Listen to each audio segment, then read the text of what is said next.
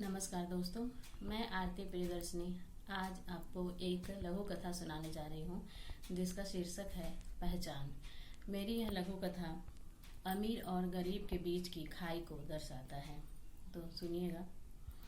रात के करीब 2 बज रहे थे। 2 खद्दर वस्त्रधारी रिक्शे में बैठकर जा रहे थे। रिक्शा चालक एक मरियम सा व्यक्ति था जो बड़ी मुश्किल से रिक्शा खींच पा रहा था। दोनों शायद किसी विधायक की पार्टी से आ रहे थे। जश्न की खुमारी में पूरी तरह डूबे हुए लग रहे थे। अभी भी दोनों के बीच पार्टी की ही चर्चा हो रही थी। बीच बीच में वो रिक्शा वाले को डांट भी लगा रहे थे। अरे भाई, जल्दी चलाओ, आज घर नहीं पहुंचाओगे क्या? मालिक, ज्वर चढ़ा है, कई दिनों से भरपेट खाना भी नहीं खाया। आंखों के आगे अंधेरा छा रहा है। रिक्शा चालक ने अभी अपनी बात पूरी भी नहीं की थी कि अचानक उसका शरीर हवा में लहराया और अगले ही पल वो जमीन पर औंधे गिर गया।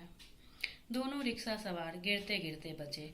एक ने तो भद्दी सी गाली भी दे डाली, साला रात में पी कर रिक्शा चलाता है और शरीफों को परेशान करता है।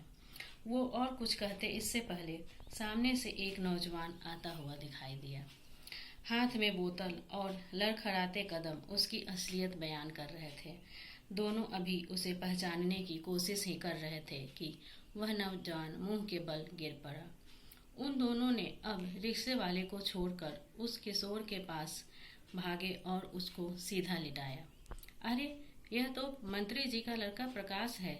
इसी हफ्ते अमेरिका से पढ़ाई पूरी करके लौटा है।